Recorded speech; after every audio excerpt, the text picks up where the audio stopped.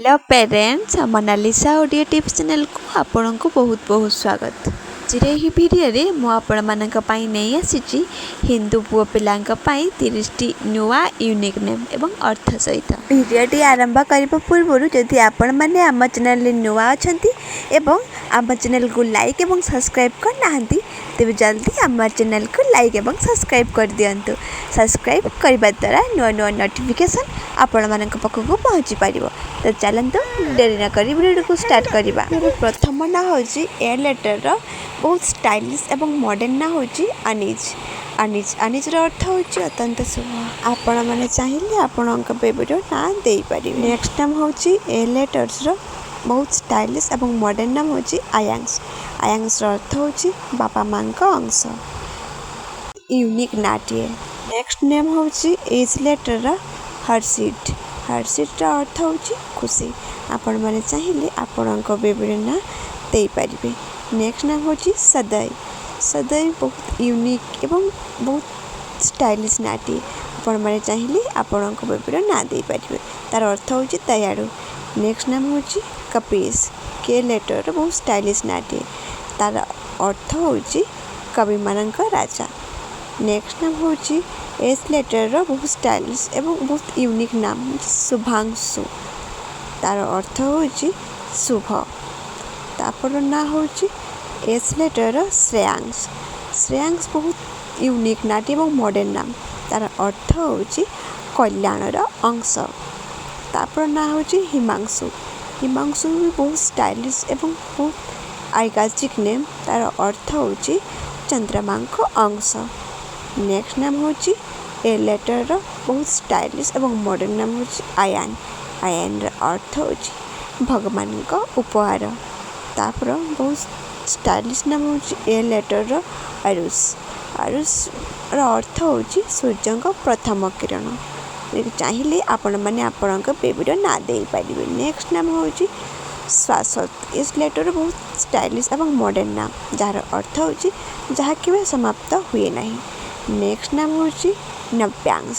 A letter बहुत stylish नाटिए एवं तार अर्थ होची नुआ अंश। आपण माने चाहिए आपनक बेबीर ना देई पारिबे। नेक्स्ट नाम एस लेटर होची सुबीर। ए ना आपण के अलगा केठी भी सुनि नथिबे। तार अर्थ होची श्रेष्ठ वीर। नेक्स्ट नाम जी लेटर बहुत स्टाइलिश नाम होची गौरव। गौरव रो अर्थ होची सम्मान। नेक्स्ट नाम होची एज लेटर हर्षित। हर्षित बहुत स्टाइलिश नाटी। एना आपण कोठी भी सुनि नथिबे एवं जार अर्थ होची खुशी रे भरपूर होइथिबा। तापर नेक्स्ट नाम होची आई लेटर बहुत स्टाइलिश ना एवं मॉडर्न नाम होची यांग्स। यांग्स रो अर्थ होची भगवान का अंश। नेक्स्ट नाम होची पी लेटर होची प्रज्ञान। प्रज्ञान बहुत यूनिक नाटी एवं तार अर्थ होची ज्ञान रे भरा होइथिबा। नेक्स्ट नाम होची पावनेस। पावन बहुत स्टाइलिश नाटी एवं जार अर्थ होची वायुदेव। नेक्स्ट ना होची वेदार्थ। वेदार्थ भी अर्थर बहुत स्टाइलिश नाटी एवं तार अर्थ होची वेदर अर्थ। आपण माने चाहिए आपनक छुआर ना देई पारिबे। नेक्स्ट नाम होची हरविन।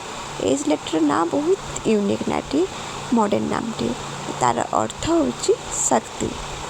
नेक्स्ट नाम होची ईशान। ईशान होची तार अर्थ होची भगवान विष्णु का अवतार। ना आपण अलगा कोठी सुनि नथिबे।